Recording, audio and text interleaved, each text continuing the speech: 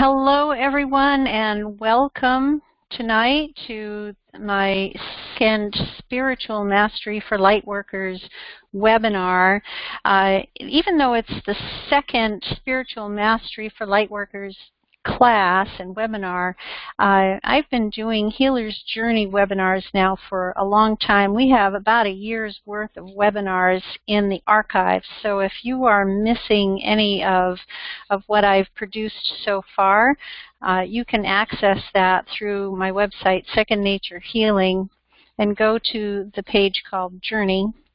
You can register for that, and all of those recordings will be sent to you on a regular basis, so you will have them. They're also on YouTube, and they're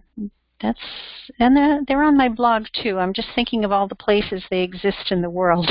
So those webinars were designed to help you in your awakening. So if you have been feeling like there's an awakening going on in your life, that you are being poked and prodded by Spirit to do more and be more, then the Healer's Journey webinar is a great place for you to start. The Spiritual Mastery for Lightworkers came about as a result of wanting to go a little bit more in depth, spending a little bit more time on single concepts that people can have some time to meditate, have some time to make notes. I hope you all have your journals ready to go, so while I'm chatting, maybe you want to go grab some paper and something to write with if you don't have a journal handy. And the idea with a spiritual mastery class is if we allow ourselves to be still and quiet and go a little deeper, what can we actually accomplish where it's not just, me talking about all these wonderful things, in 20 minutes, but, we actually get some work done. So that's why we're having this Spiritual Mastery for Lightworkers class. And tonight is Heart Wisdom. Heart wisdom is a topic that is near and dear to my, I'll say it, heart, especially since I have a mentor who has taught me sound healing techniques. And David, who currently is in Ohio but is moving back to North Carolina this month, was challenged with a very serious heart condition. I'm going to tell you just briefly his story because it is relevant in tonight's webinar. And what happened with David, he's in his 70s, and he moved from North Carolina to Ohio, knowing that the hospital in Ohio, he has some roots in Ohio, he's lived there before in Columbus, and knowing that the hospital there has specialized in heart medicine and all of the diseases of the heart, he felt called to be there. And went in for a checkup, was delayed, waiting hours before they got to him. They almost left, and he didn't. He didn't leave.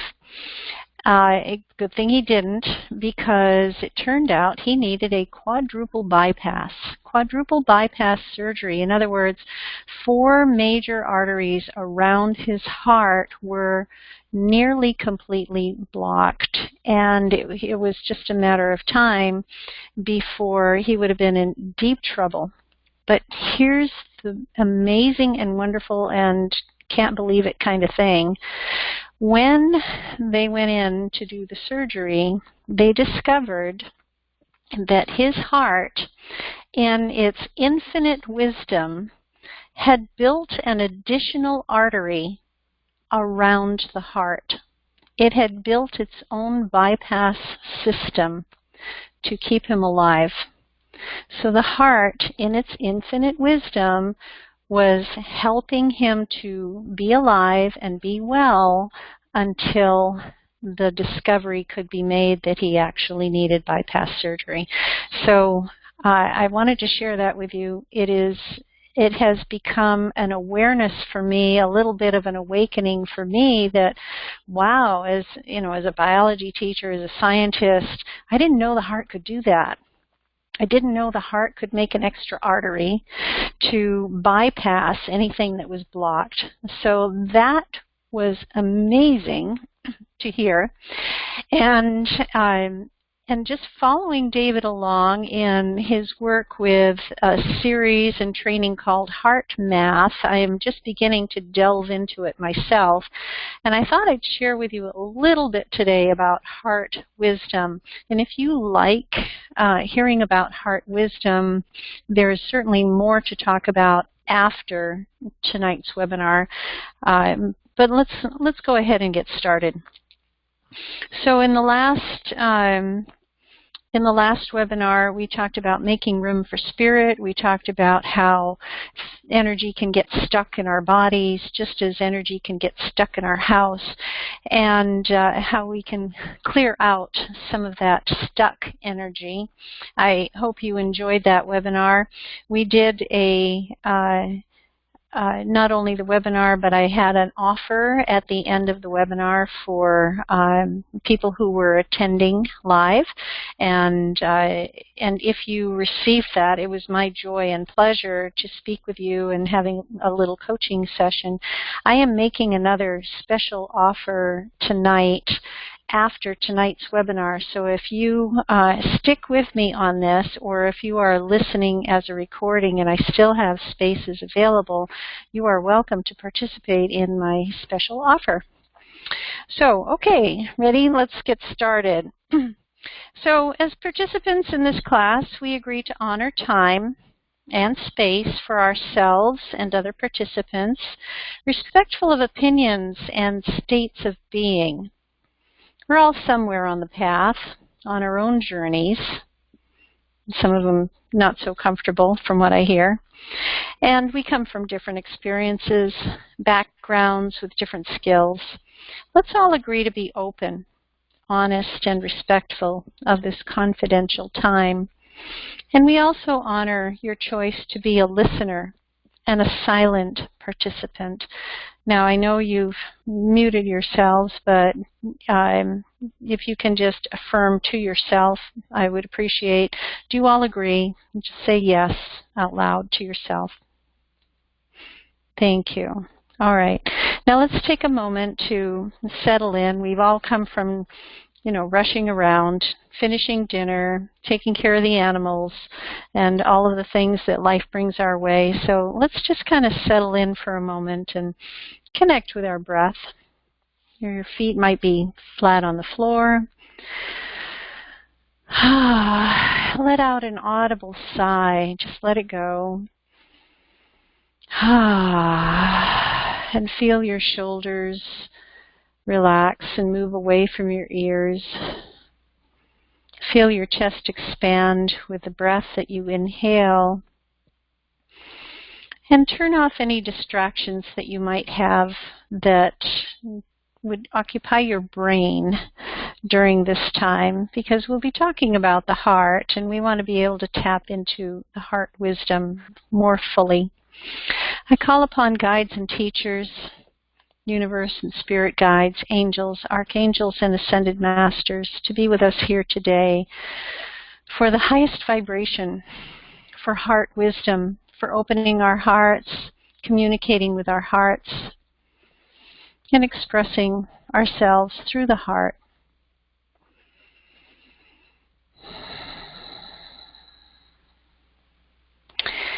And we honor our time and our presence here to participate more fully, feeling guided and supported by all that is, feeling grounded and connected to Earth and open to what we are about to receive. Thank you for these blessings. All right. So today I wanted to talk a little bit about the concept of heart wisdom and what intelligence is. And in today's world, intelligence is valued over intuition. I'm going to say that again because it's really important. In today's world, intelligence is valued over intuition. how smart we are is of great concern in schools, where intelligence, memory, ability to analyze, process facts, calculate, and think are measured and tested daily. In fact, testing for intelligence determines which track a student may fall into: career in college, vocational, etc. I was tested, apparently. First grade was my first year in school, and I was tested, and I was put into a track where they were watching me, apparently, and I was in a smart track. I was in a college-bound track from early days. They knew. They knew back then where I was going. I didn't, but they did. And I feel that in my school experience, being focused on that one track eliminated other possibilities for me. So life skills and intuition don't seem to have as high a priority in schools. Now, where does that leave students as they become adults in the community? And furthermore, as we take up our roles in society, we may, by default, become entrenched in societal expectations. So we have many terms for these expectations. Rat race, for example, parenthood, senior citizen, teenager, etc. And I bet that whenever I was saying one of those expectations or those labels, you probably had an image in your mind. Now, we can stereotype a person and possibly even their intellect based on age, occupation, and how much money they have or don't have, their appearance, etc. So we can't really tell what a person's intuition is by looking at them. We can't really tell so much about their intelligence, but we do have these stereotypes about what people look like and what their job is and how much money they're making that may influence us in some way about who they are, even though they may not be that person. So all of these stereotypes and terms include judgment based on intellectual criteria. Where society has set the standard, we find evidence of thinking, the value of thinking, over feeling, and the value of feeling. So if you have some paper handy, I'd like you to jot down a few things. I'd like you to recall some events in your life, relationships, moments that feel significant and memorable to you. Take a moment and write them down. You might, for example, recall an award or achievement, or marriage, the time you got married, a birth or death of a loved one, or some other memorable experience. I'll give you a minute to write some of these down.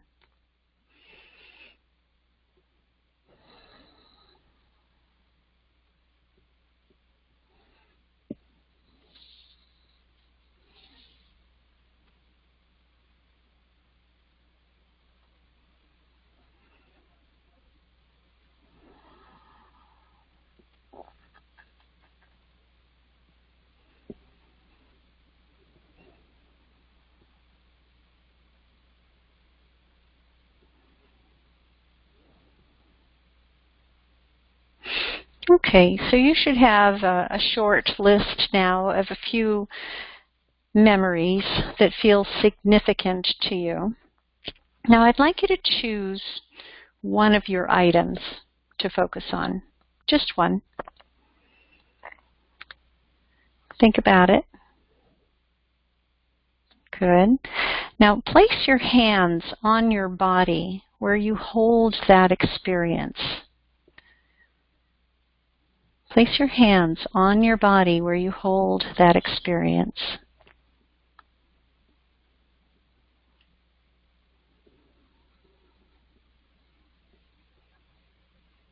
And write down, where did you put your hands?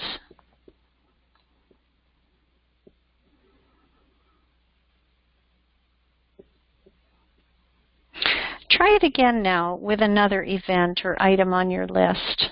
Choose something else that you wrote down. Where would you place your hands this time? And I'll give you another moment to make a few notes in your journal. And then I'll open the call and ask for any comments that you have.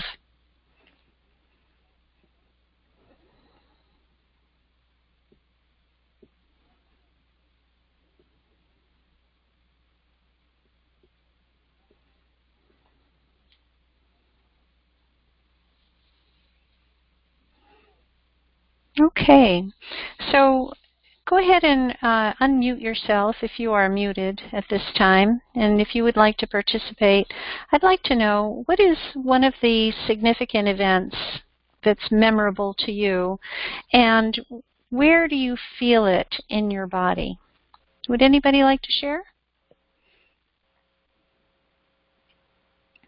I will, if no one else will. Okay.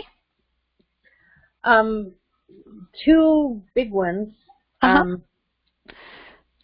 Living alone for the first time. And I put my hands on my chest and my stomach. Mm-hmm. And then becoming a single mom.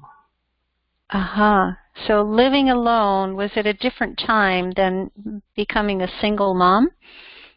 Yes. Okay. Because now my children are grown and out of the house. I see. Okay, and what about your second experience, the becoming a single mom? Where did you feel that on your body? Both of my hands were on my stomach. Mm-hmm. Okay. Any thoughts on why that might be? Because I thought it was a pretty amazing thing to have my little aliens growing in there and getting to experience, you know, the joy of helping create or bring life into this world. I thought it was a very phenomenal gift. I mean, not anything has been better. Wonderful. Thank you for sharing that. I appreciate that. Yeah. Who else would like to share? This is Brianna. Excuse me. So the first experience that I wrote down was the death of my best friend. We'd been best friends since like 7th grade. And that was like my hands on my heart. I just feel it very deep in my heart. Yeah. I hear you. Yeah, thank you for sharing that. Did you have another one you'd like to share? It's one from my childhood. I was probably about 4 years old, and it was going to the Chicago Zoo with my grandparents and seeing this elephant named Ziggy chained in this concrete box. And he had a scar on his head from falling in the moat. And that was just, as a kid, and even to this day, like, I just feel that in my chest of like, oh, that just really got me. It broke your heart, huh? Oh, absolutely. Yeah. Wow. So that's two different experiences, different ages where you felt it in your heart. Wow. Okay. Yeah, thank you for sharing, Brianna. Would anybody else like to share anything? I guess I had one incident going in the military, and when I thought about that, that really hit me in the shoulders and the neck area. Just like a tightening kind of feeling of, I think because of that experience. Yeah. And, you tensed right up in your shoulders and your neck. Yeah, because that was pretty heavy. The other one was that's okay. Wait a minute, Sherry. You said that's pretty heavy. You gave it a weight also. All right, interesting. Okay. It feels heavy. Yeah. Yeah. Okay. And another one? Was childbirth. That was the first one I thought of, and that just was like, that just is in the heart, and that just kind of fills me up, you know. I think that's when I first really felt that I knew what love was, when I had my children. So. Wow, that's interesting. Thank you for sharing. Yeah.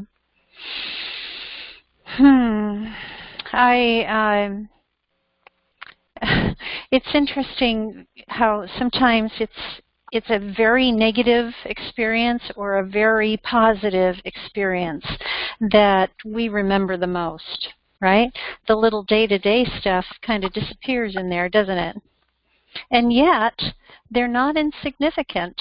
The little day-to-day things are not insignificant. They are held somewhere in your body. So the memory that you had was able to be detected, felt in some way, somewhere in the body. Nobody said that they felt it in their head. Nobody put their hands on their head for this. Even though it's a memory, it's a thought, nobody put their hands on their head. It was somewhere else in the body. So that was the point of that exercise. It's kind of an interesting exercise to do, and has far-reaching work that we could do with that. So if you feel like you would like to continue with that exercise, just make a note of it in your journal and notice what you notice. And it might even be that if you have an experience for that particular day, you know, in the present time, if you have an experience, take a moment to write it down and notice where you feel it in your body. Because what you feel in your body stays in your body. It's like saying what happens in Vegas stays in Vegas, right? What happens in your body stays in your body. So if you feel it in your heart, it's there. If you feel it in your neck and shoulders, it's there. If you feel it in your stomach, it's there. So it's an interesting dimension that you can add to your journal writing. I have a couple quotes for you. The first one is from Helen Keller. The best and most beautiful things in the world cannot be seen or even touched. They must be felt with the heart. And the next one, your work is going to fill a large part of your life. And the only way to be truly satisfied is to do what you believe is great work. And the only way to do great work is to love what you do. If you haven't found it yet, keep looking. Don't settle. As with all matters of the heart, you'll know when you find it. And that's by Steve Jobs. Work. That takes a large amount of time. And when I think about my work, I don't call it work. I call it my lifestyle. I call it my life. I will never retire from what I do because that's how much I love what I do. And that's what Steve Jobs is talking about, is what are you doing in your life that is going to fill your heart, because that's really all that matters. All right. Now, you know me as a biologist. I have to get into some of the nitty-gritty of the anatomy, the physiology of this. And some of this work is coming from the Heart Math Institute. And I will share that with you in a follow-up email so that you can research it yourself. So what is the heart? When does it form? And what does it do? By the end of the 3rd week of pregnancy, approximately 21 days after fertilization and 8 days before taking shape, the heart starts beating. Wow. The brain isn't even formed yet, but the heart's beating. At that time, the heart settles into its regular rhythm and starts pumping blood throughout the embryo's newly formed blood vessels. It continues to do so for an entire lifetime and beats roughly 54 million times before the baby is even born. I encourage you to look for images of the embryo in different stages of development. And when you look at the embryo at 3 weeks and 4 weeks, you can see that the heart is a bulging red blob on the front of the embryo, and the brain and the neural cord isn't even formed yet. And the heart is right there. It is first. Now, as a biology teacher years ago, we discussed in class the role of the heart as a pump. You probably remember that, right? The heart is a pump, and its sole function was to pump blood throughout the body so the blood could pick up oxygen from the lungs and release carbon dioxide to the lungs for elimination. And as the heart pumps blood, it delivers blood carrying nutrients and oxygen to all cells, carrying away waste to be filtered by other organs, the kidneys and liver, etc. It's all very systematic, precise, and intellectual. And I remember being fascinated with the diagram of the heart in the encyclopedia that I had. And it showed the diagram with different transparency, so you could see the outside of the heart and the cross sections, showing the chambers and arteries and veins. And the heart as a pump had me hooked on studying biology at a very early age. My brain was fed with knowledge, while my heart was filled with passion for learning. And yet, in biology classes, we never discussed any intelligence associated with the heart. And the heart, however, has its own neural center with about 40,000 neurons in the heart. So, yep, the function of the heart, it's a pump. That's it. And yet, where did you put your hands when you were doing that exercise? Some of you put your hands on your heart. Yeah. So the heart chakra, the energy center of the heart, is the center chakra. It is between the other chakras, right in the middle, exactly in the center of all the other major chakras. And the heart generates an electromagnetic field greater than any other area in the body. In fact, it has an electromagnetic frequency 60 times stronger than that of the brain. So it's putting out more energy than the brain. As the centrally located chakra, we find it to be the bridge between the mental and the physical states of a person, where thoughts are transformed and interpreted into feelings that manifest in physical form. Now, we've talked a lot about intellect, and we've mentioned the word intelligence, so we'll have to mention the brain today. I would love to chat with you a little bit about the brain. What is the brain and what does it do? And since we're talking about intelligence and wisdom, let's go ahead and take a look. In the new embryo, a few days after the heart begins pumping blood, the neural tube closes and the brain begins to form. Now, once the brain begins to form, it takes over most nerve functions in the body, including thought processes. Our brains have a huge capacity for thought and intellectual processes, and each brain is composed of 85 to 100 billion neurons, depending on the research that you're looking at. I've seen it both ways, as low as 85 and as much as 100 billion or more. And in our current stage, as humans, we don't really have a full grasp of how the brain actually functions. And yet, magnetic resonance imaging shows that nearly all of the brain is working for at least part of the day. I think it was on 60 Minutes recently. Maybe you can take a look.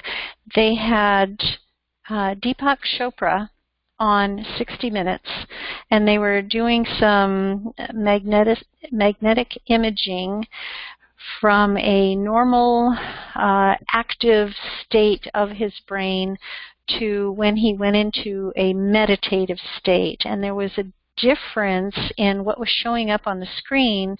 What was highlighting as active was showing up in different parts of the brain depending upon if he was awake and cognitive or meditative. So the brain really does, there's so much we don't know about it, but the brain really does function in so many ways. It isn't unused at all. It isn't unused. It's used. It is putting out electromagnetic frequencies, not as much as the heart, but it is doing that. Now, as the brain develops with priorities for intellectual superiority, the brain takes over. It becomes a thinking machine. In biology class, we saw the brain as the conductor which controlled everything, every body function, including breathing while we slept.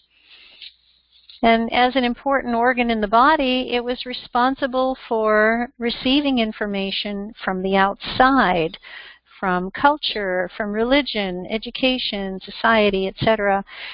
And the brain helps us develop our belief system. Now, this is really important, the belief system. What do we believe to be true and what is really true? Our brain has a lot to say about that. Now, interestingly enough, thoughts produce chemicals in the brain. And these chemicals form grooves in the brain, just like grooves on a record, or grooves from people walking on a path continuously. You form, first the grass dies, and then the sand or the earth becomes depressed. We saw that on the Oregon Trail with all the wagons going out to the West Coast. So you can still see the tracks from the trail, from the wagons from the Oregon Trail. Now, in the brain, the chemicals that are produced from thoughts that are repeatedly thought, it forms a groove in the brain. And what happens to those grooves? We get stuck on them. They become our repeating loops in our belief system that gives us that feeling of stuckness. And that was in last month's webinar. We talked about being stuck. Well, it's because those thoughts are produced in the brain. We get stuck. So for the brain, the world is an unfriendly place. We must constantly be aware, ready to fight and defend. And for some people, the thinking machine is hard to turn off or bypass. Do you ever find that if you're trying to fall asleep, you're thinking of all these things, or if you wake up in the middle of the night, you start thinking of all these things, and it's hard to turn off your brain? Because the brain is a thinking machine. That's what it does. It's really good at it. And unfortunately, we've given it a lot of power. I say unfortunately, because remember in the beginning of tonight's webinar, I said that intellect is valued over intuition. Schools grade us on our intellectual capacity, our intelligence quotient, they call it, right? Our IQ. And that's not what all life is all about. Life is so much more than that. It's not just how smart we are on paper. It has a lot to do, life skills have a lot to do with being able to function in the world on an intuitive level. So I'd like you to, right now, make a list here. Actually, make 2 columns. We're going to talk about the heart-brain relationship. I'd like you to make 2 columns on your paper entitled Heart and Brain. And I'm going to read a list of words that you can relate to personally. And put these words into one category that seems to dominate. So when are you most aware of your heart, or when are you most aware of your brain based on these words? So ready? The first word is work. Would you put that in the heart column or the brain column? Work. Depends on your work, right? Exercise. Heart or brain, or both. Play is the next word. Play. Family dinner. Would that be in heart or brain? Family dinner. Eating alone. Heart or brain? Craft or art project. Heart or brain? Volunteer work. Heart or brain? Cleaning house. Heart or brain? Walking the dog or spending time with animals. Heart or brain? Time in nature. Heart or brain? Reading a book. Heart or brain? Watching a movie. Heart or brain? Writing. Heart or brain? On the phone with a friend. Heart or brain? On the phone with a client or for business. Heart or brain? Leave some space to put down some other examples that you would like to continue with. And go ahead and unmute yourself if you would like to share anything about that list. What are you noticing about the words that you put in the heart column? And what are you noticing about the words that you put in the brain column? Would anybody like to share?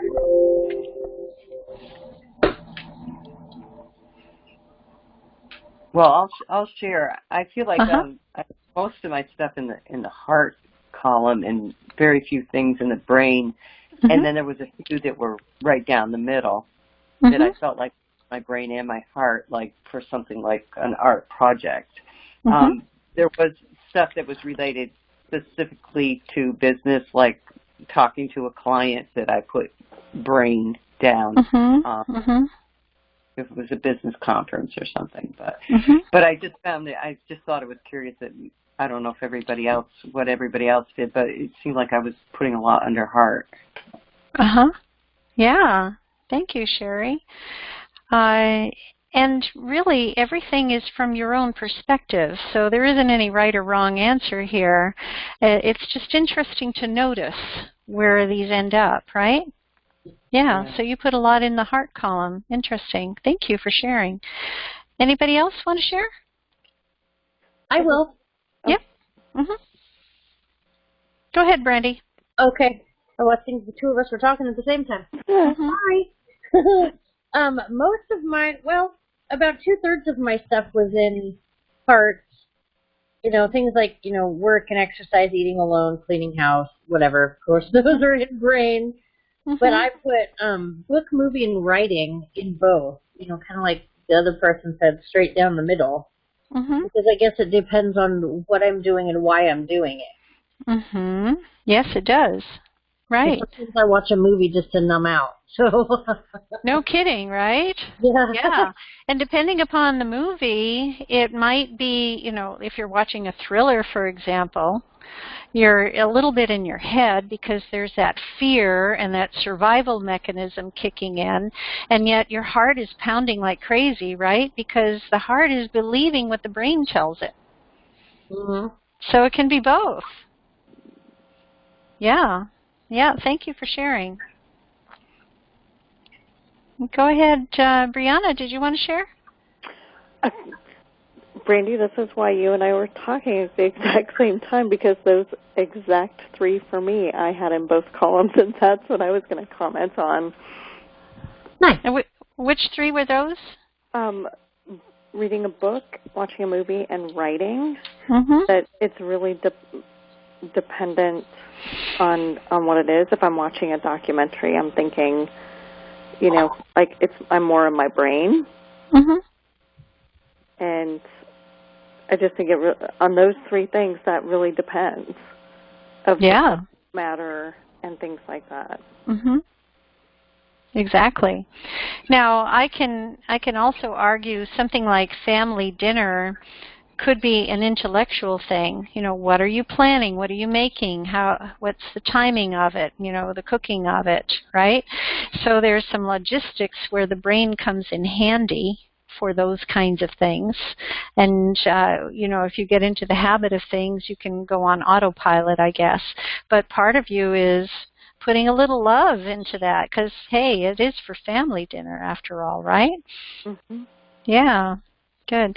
Well, all of those, they can be either in your heart or in your brain, and we wanted to do that exercise mainly for you to observe. Now, work, of course, as I said, I'm never retiring from what I do because I love what I do. I don't consider it work, so all of mine is heart-centered. And pretty much the same with on the phone with a client, heart. If I don't talk from my heart, if I don't speak from my heart, then I'm not in business, right? Because that's all I deal with is heart. Interesting for us to notice these things. So your heart and your brain has a relationship. And it's interesting what we're looking for here. As light workers, we want to be more intuitive. This is what people ask me all the time. Rosemary, how can I do what you do? I want to be psychic. I want to be intuitive. I want to tap more into that. I want to be really skilled. I want to do this work. And so we're looking for the answers to questions about how to improve our intuition and feel more heart-centered and guided by inspiration. You can go ahead and mute yourself again if you want to eliminate some background noise. Thank you. So inspiration, let's take a look at that word, inspiration. What is it? Well, if you look it up in the Merriam-Webster dictionary, inspiration is a divine influence or action on a person believed to qualify him or her to receive and communicate with sacred revelation. You see, part of the word inspiration is spirit, right? Spirit comes into us. We are inspired when we accept spirit into us, and we call that a sacred revelation. I bet you Steve Jobs and Nikola Tesla and Thomas Edison and all the great inventors and all the great, thinkers, I'm putting little quotation marks around the word thinkers, all the great thinkers and all the great minds were inspired. They didn't think it. They got it. They received it as a sacred revelation. And so because they were able to let go of their thinking brain, they were able to go into a space where they were, who was it? Einstein. Einstein talked about dreaming all the time. He said that you should imagine, not think. You should allow yourself to dream, and this is where all of the good stuff comes from. He encouraged dreaming, not thinking. And he was right about that, because dreaming and imagination brings information into the heart. So the brain is intellectual, where the heart is actually the intelligent one, which is driven by a universal consciousness. Now let's talk about that for a minute. I'll say it again.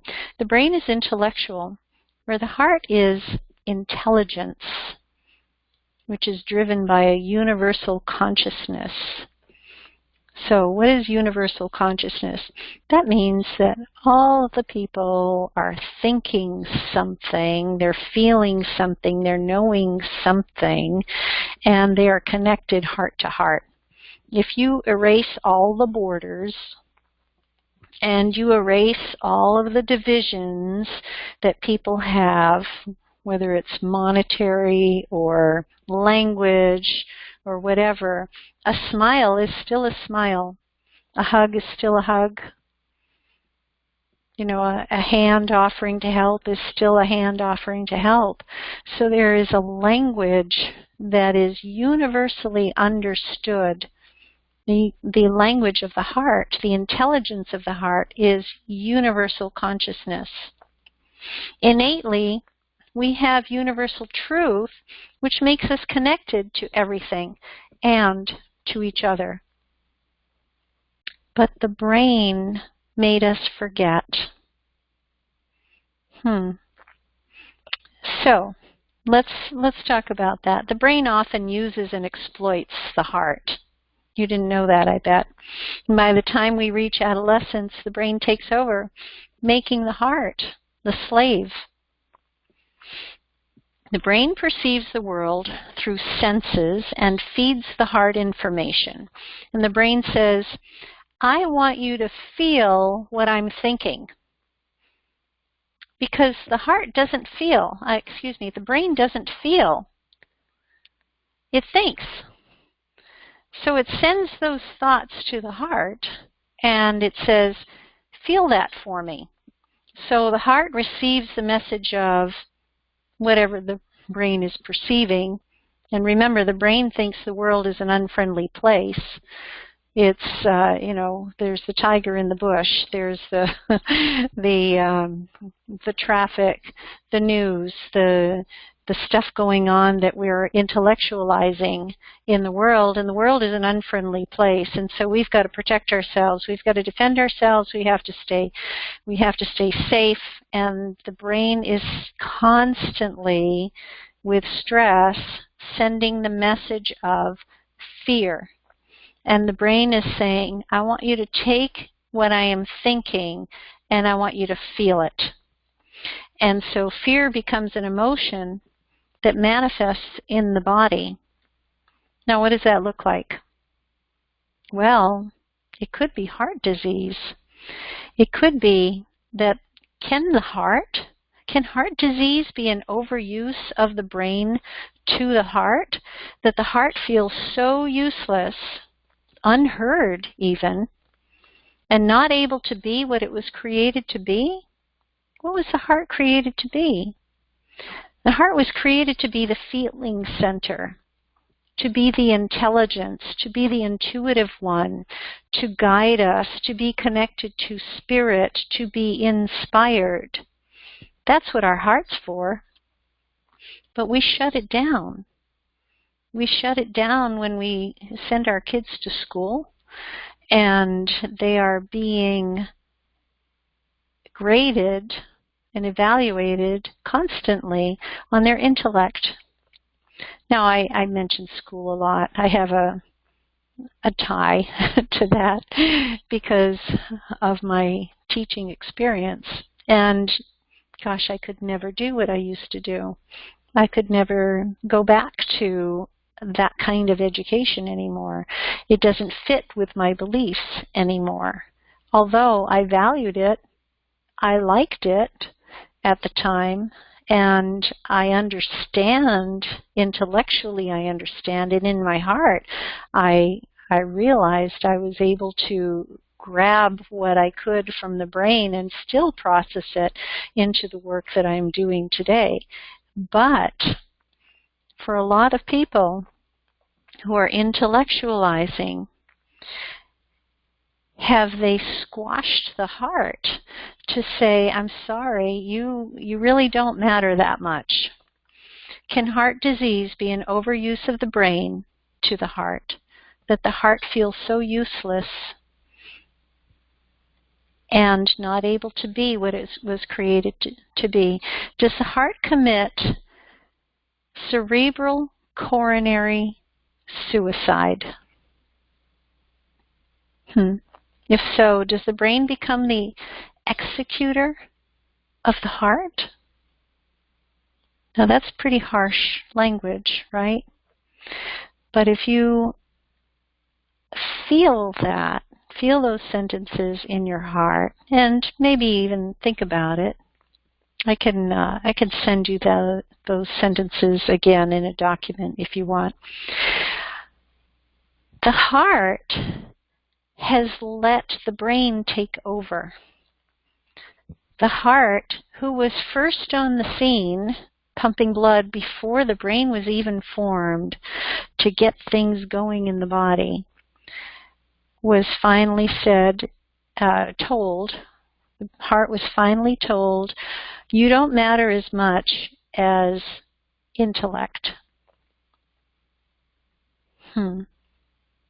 And yet, in the exercise we did earlier, everyone was saying where they felt these experiences in their body. Everybody felt it in the heart, or would put some of these ordinary daily experiences, work, reading a book, watching a movie, having dinner.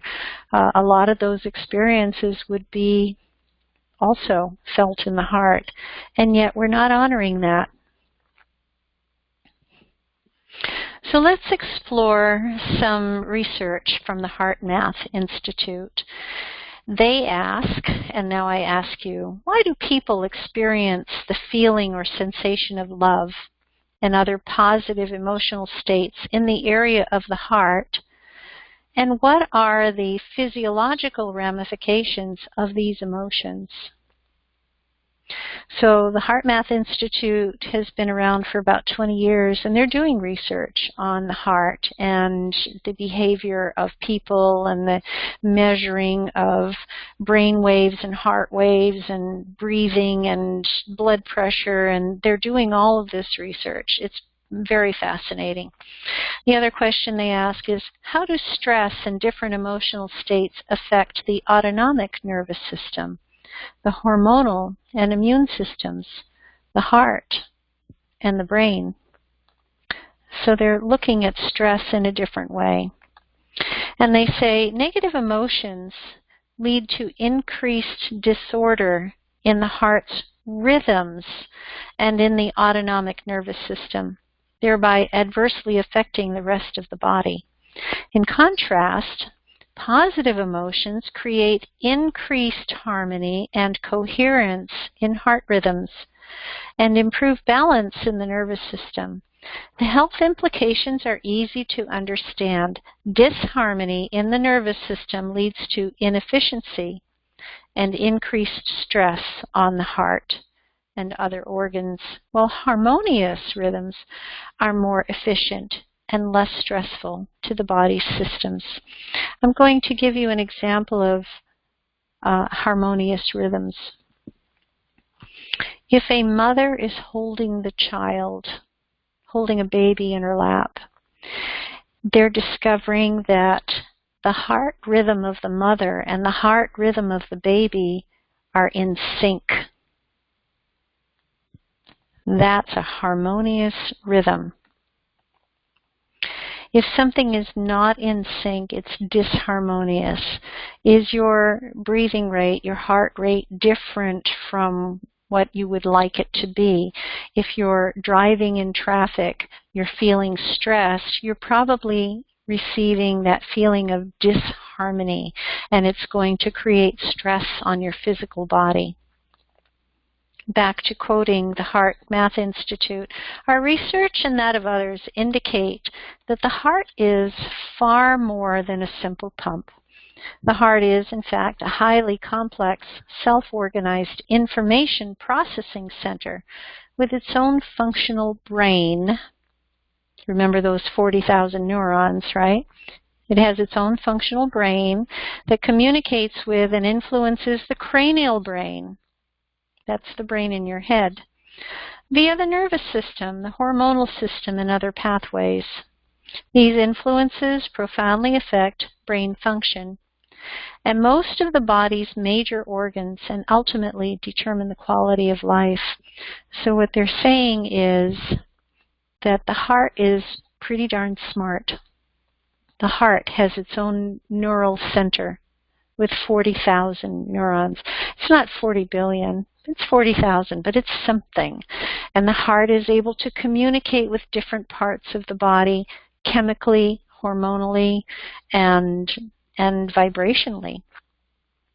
The science of the heart concludes with the perspective that being responsible for and increasing our personal coherence, that harmony that we're talking about, not only improves personal health and happiness, but also feeds into and influences a global field environment. It is postulated that as increasing numbers of people add coherent energy to the global field, it helps strengthen and stabilize mutually beneficial feedback loops between human beings and Earth magnetic fields. Now that's a lot, so I'm going to break it down for you here. What they're saying is that if we as light workers work from the heart and become harmonious, our heart's magnetic field sends out a resonance that will help not only uplift others to raise their vibration, but will also connect to others.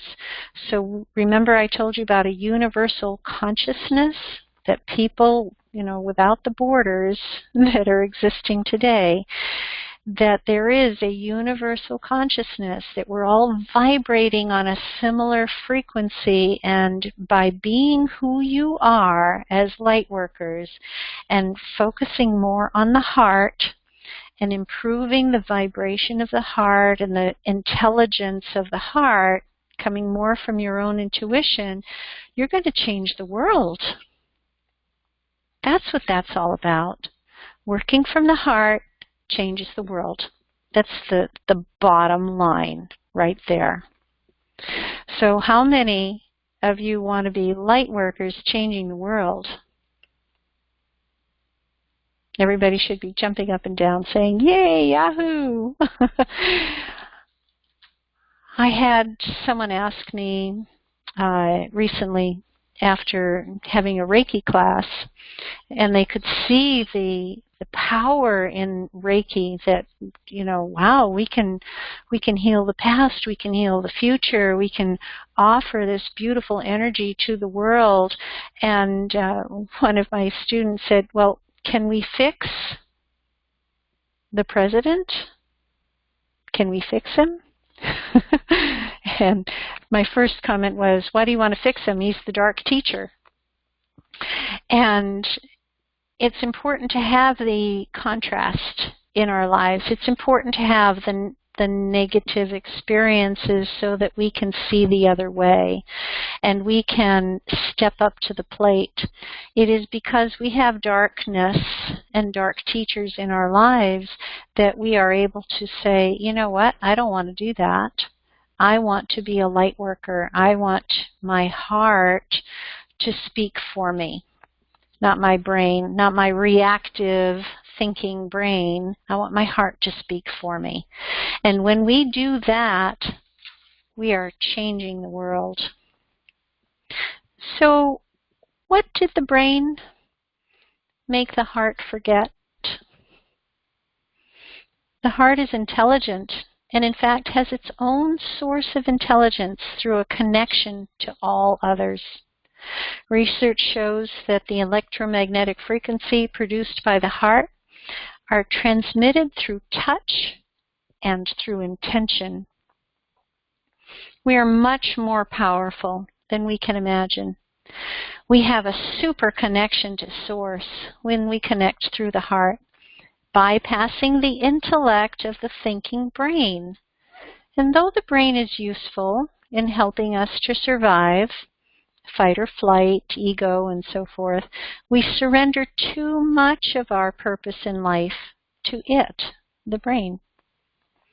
In reestablishing the heart as the center of spiritual intelligence, we can become inspired beyond our limiting beliefs. I'll say that last one again. In reestablishing the heart as the center of spiritual intelligence, we can become inspired beyond our limiting beliefs. So I have an exercise for you. I found this to be really helpful. I would like everybody to just think, intellectualize just for a moment, put this in your brain, that you are going to practice breathing only 6 times a minute. Yes, it can be done. If you were to go through your day or spend some time during your day making sure you're only breathing 6 times in a minute, it takes a little bit of practice, but you can do it. 5 seconds on an inhale, 5 seconds on an exhale. This heart-focused breathing activates the vagus nerve. So I'm going to give you the brain reason why it works, all right? You have a vagus nerve, and it actually, if you put your fingers right behind your ear, kind of below the center point of the ear, not quite behind the earlobe, about an inch away from where the ear attaches to the head. That's right about where the vagus nerve is. And so you can, if you have an ohm tuner, you can put an ohm tuner on that, or you can tap it or put some pressure on it.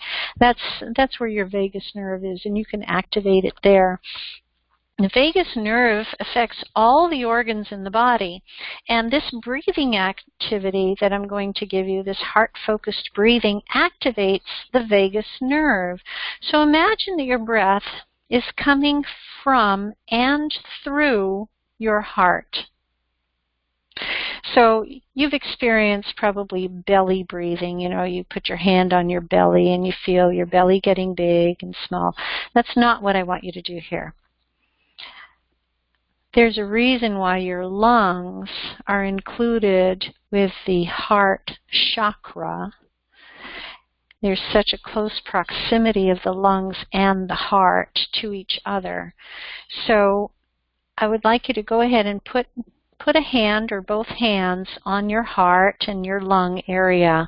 And when you inhale, I want you to feel your chest expand.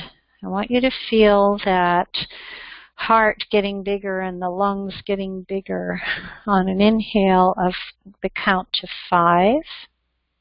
Ready, set, go. Inhale, count to 5.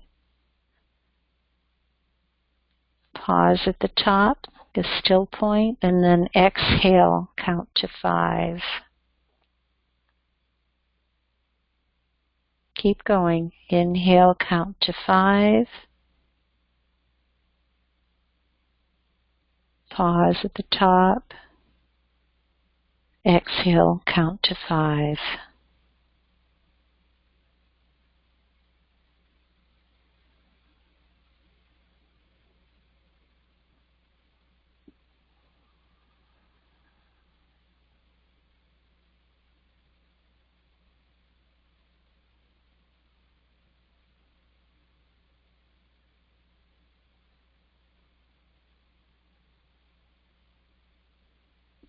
Keep going.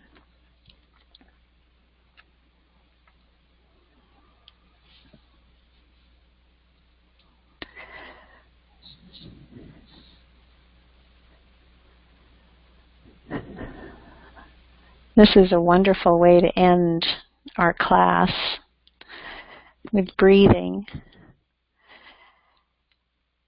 Now, what I've discovered is that when I do this exercise, I do it before I fall asleep.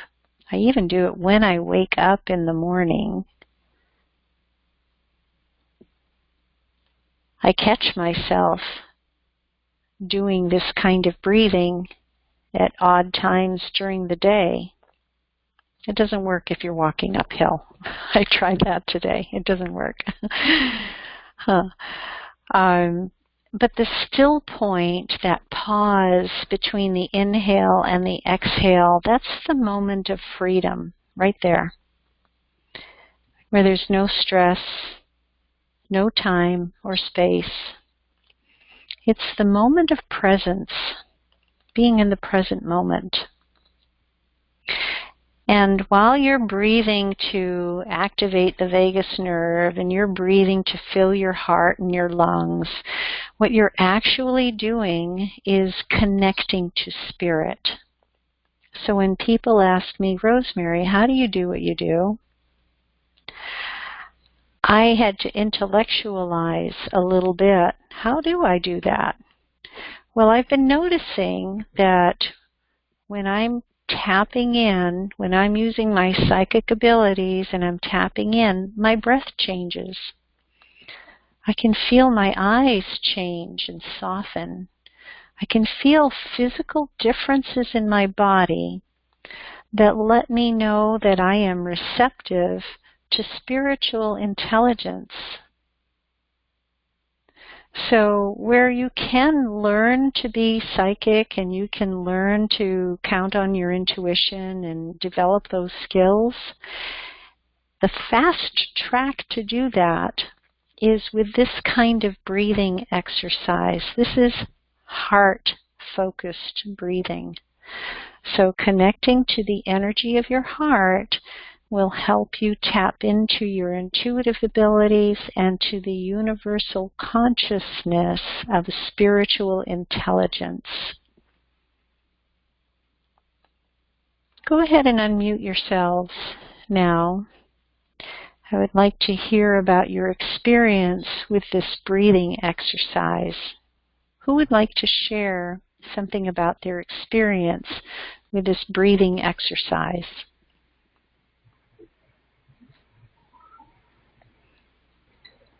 I will. Okay. I noticed that it became rhythmic. Uh-huh. My heart was kind of beating with my count. Exactly. You experienced coherence. I'm not sure if anyone is Native American or goes to any powwows. But when they play the drums, my heart will become rhythmic with the drums. Mm-hmm. You're very receptive. That's good noticing. Yeah, thank you for sharing that. Yeah, welcome. Yeah. Thanks for teaching me that. Yeah, you're welcome. I love that exercise. Who else would like to share something about their experience?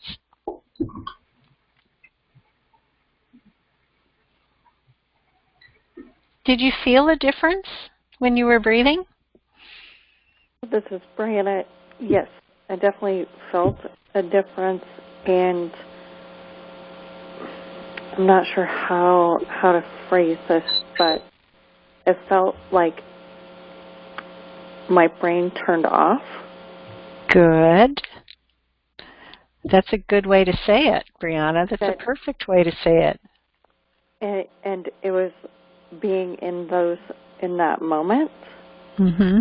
and feeling the air in my chest. It felt like my heart was opening more. My brain was shutting off. My heart was opening. Mm-hmm. It makes total sense. Okay. That's exactly what we are looking for. Yeah, exactly. Yeah, so when you feed your heart with what it's asking for, in other words, you're honoring the work that it does and the intelligence that it knows, it's your direct connection to spirit.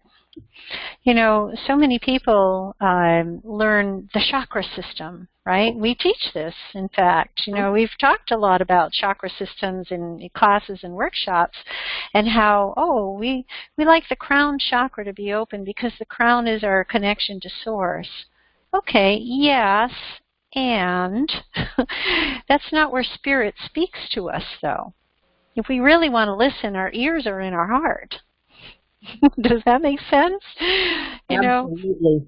Yeah, it makes sense to say your ears are in your heart and your love is in your heart. I mean, that's the obvious thing, but the ears are in your heart. That's where you hear. You hear somebody's tone of voice. When you're talking to a client, it could be intellectual, yes, but if you're listening with your heart, it's going to sound different. You're going to pick up on the subtleties of what's going on in their lives. And you're going to relate to them on a different level. See, because I feel that with Reiki, it's all through the heart anyway. Now, I know that my body is a conduit, but if you break down, we get that wonderful universal life force from our Mother Earth. You get a wonderful gift like that. That can't just go from body to body. When Right. your Earth Mother gives you a gift, she gives it from her heart to yours. That's right. So I kind of view Reiki that way. Is the best defense against the darkness is light, or the best defense against, hatred is love. So the best defense, the best healing tool, whichever, I'm not sure how to properly convey that, is through our heart. So this webinar made total sense to me. Just kind of drew it all in a circle for me. Good. I'm so glad. Yeah. Wonderful. Yeah, it does make sense. When we treat the heart with respect, when we honor the heart and the presence and the value of the heart and what it can do, in other words, if we give it its job back, then it's going to do what it was always wanting to do for us. Because we aren't necessarily meant to be stressed or live in fear or have that tightness in our shoulders and neck or we're not meant to do that. We're meant to have peace. We're meant to have a good experience. We're meant to grow. And, sometimes we do have challenges, and challenges make us grow. But it's a faster track to spiritual growth if you honor the value of the heart. If you breathe with the heart, then you are doing that heart-focused breathing, which does shut off the brain, which is what we're trying to do, right? Shut off the brain so that the heart can speak. So the heart can say, oh, I know what this is. I can do that. And it creates harmony in the body. So, Brandy, what you were talking about is coherence. I was going to save that for another webinar. But since you brought it up, we'll just mention it now. Coherence is when you get that rhythm going between the heart and the brain and the lungs, and the rest of the body, that it's all in sync. And it shows up on a graph. If you're measuring energy in the body, it will actually show up on a graph that they're all in sync. That's cool. That's cool. Very cool. And of course, if you are doing that and somebody else in the room is doing that, you've got a little energy cluster. And if somebody else in the town is doing that, you've got more of that energy growing. So, sure, the intellectual brain can create fear. That's where the brain lives. The brain lives with stress and fear, and it's a bad world out there. And I know people like that. They wish they were in their heart, but they're in their brain. And they don't know how to turn it off. I said it's really hard to get out of your head sometimes. It really is. With people, some people wake up in the middle of the night. They can't sleep, right? They have insomnia. That's you? Yep. Okay, now you have a technique. I'm still doing it tonight. Exactly. Yeah, do it any time. I find myself, if I wake up in the middle of the night, I just start doing this breathing automatically. I don't even remember anything after that. I'm up to like the third breath and I'm asleep again. Nice. Yeah. it works. So we like that. So really quick, I wanted to mention, when you were mentioning when you get multiple people doing this in one room, and then, oh, here come my goosebumps again. Oh my gosh, on my face. I'm going to I'm going to be sharing this with friends, and we're going to do it, and we're going to powerhouse Portland. Okay. I think that's just going to be fun. I think it will, yeah. You know, think of how much you can change in the world just by changing one thing for yourself. Mm-hmm. And if you're sharing it with somebody, you know, like I'm sharing it with you, yeah, I've got this technology thing going on, but hey, you know, we could have shared it in so many ways. Breathe to the count of 5, inhale, pause, exhale to the count of 5. If you can get in just 6 breaths a minute, that's enough. Your body can function with 6 breaths a minute, I guarantee it. Oh, yeah. Yeah, wonderful. Well, I want to thank everybody for being on the call tonight. And before you go, I want to do a couple of things. One is I would like to close the container. We opened the container calling in our guides and teachers. I want to thank all our guides and teachers for being with us here tonight, for supporting us in this infinite wisdom that they offer from their hearts to ours, through their breath to ours, and from our breath back to them. Thank you, thank you. And I appreciate all of you and all of them. It is with deep gratitude that I offer this webinar to you. And I close the circle and the channel. I'd like to leave you with these thoughts and with this offer. And may you be blessed, comforted, empowered, and at peace in all the wonderful light that you bring to the world, and so it is. So here's the special offer. I was telling you I have a special offer. I'm offering a heart-centered 1-hour coaching session for only $15 to the first 5 people who contact me directly after the webinar to set a phone appointment either this week or next week. So that opportunity is open for this week and next week for the first 5 people. 1-hour heart-centered coaching session, only $15. Now I'll be sending out a link for this recording, and if you're on my list through my website, that link will arrive directly to your inbox as soon as possible. It'll probably be tomorrow by noon that you will have it. And otherwise, the recordings may also be found on freeconferencecall.com for Second Nature Healing, the files there. And I look forward to hearing from you. Thank you so much. I appreciate all of you here tonight. I'm going to go ahead and turn off the recording.